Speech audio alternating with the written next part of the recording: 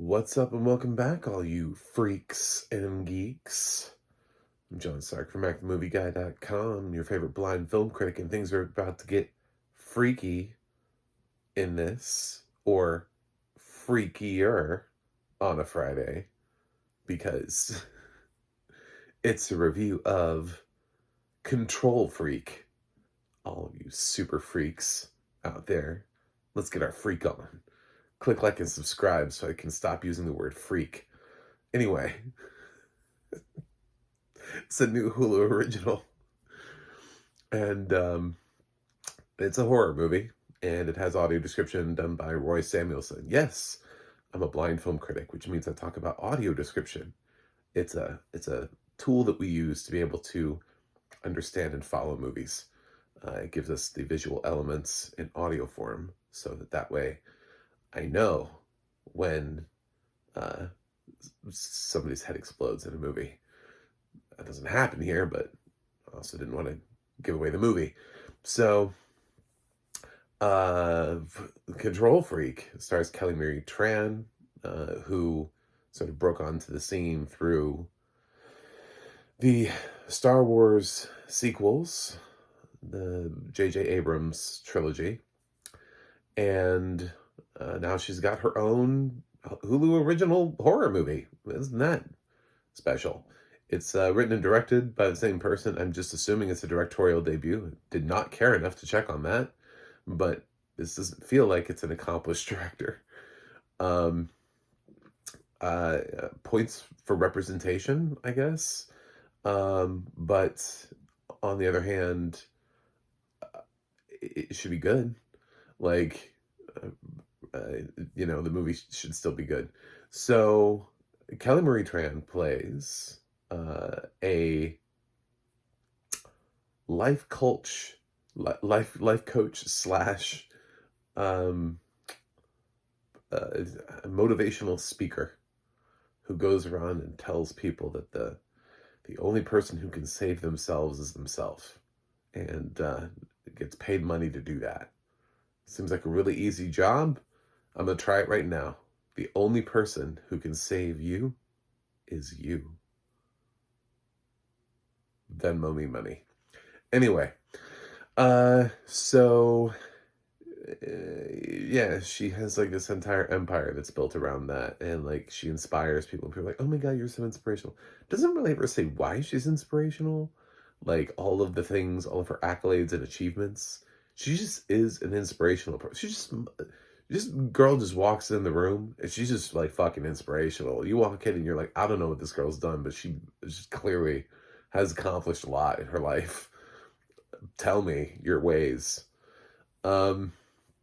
She has a boyfriend who's in the film quite a bit and could be interchangeably have been replaced several times throughout the film by any number of actors, and I wouldn't have noticed.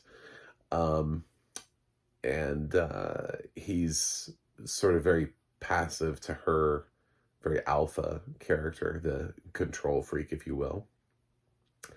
But she has a problem. Her head scratches a lot.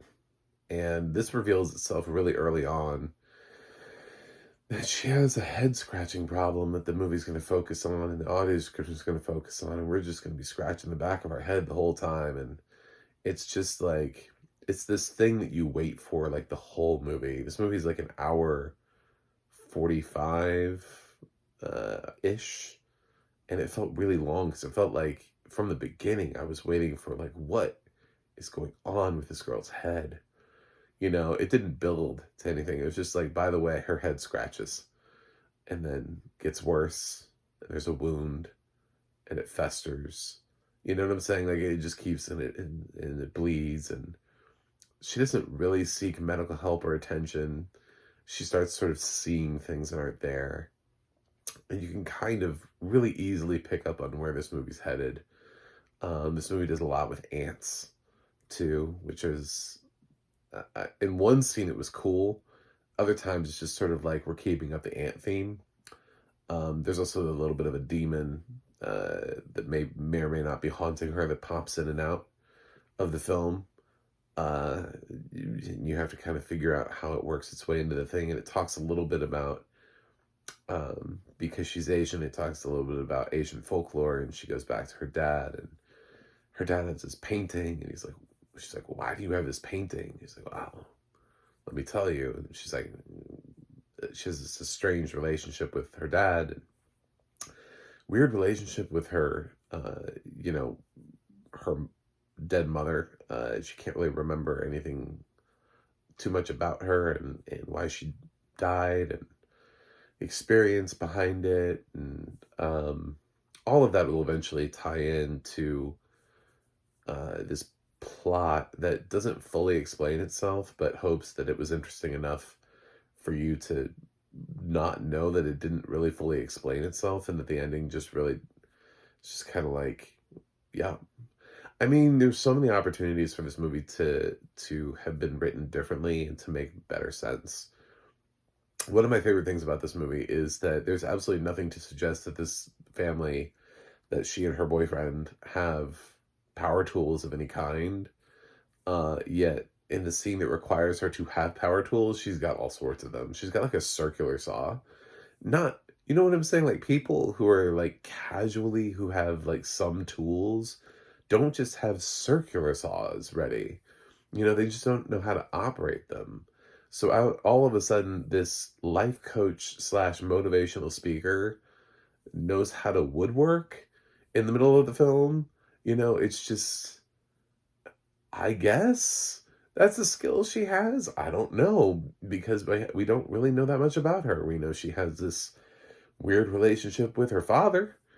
Um, her mom's not around. She has this job. She has kind of uh, a boss that's a little controlling in and of herself, and then she has this boyfriend that is fine, but kind of offensively nothing. So yeah, it's just, could this film have been better? Yeah.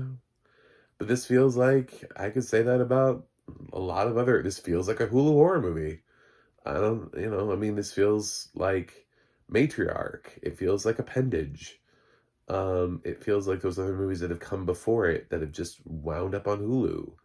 Like films that are not great and aren't really interesting enough to be Shutter movies. So where do they go? They have to go somewhere. I guess they're going to Hulu. Uh, yeah, it's so.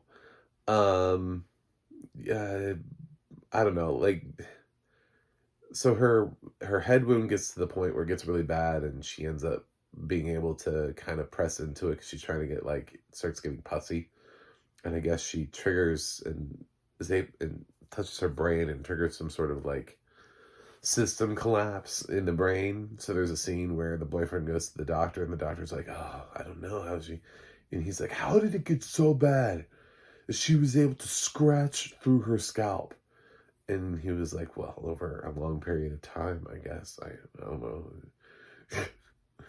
And the doctor's like, "Well, she lost movement in her, so she's paralyzed on the left side of her body. It's going to take a long time for her to regain the use of, nope, it's going to take like 3 seconds because that part would be boring. So she's going to recover from that super fucking quick.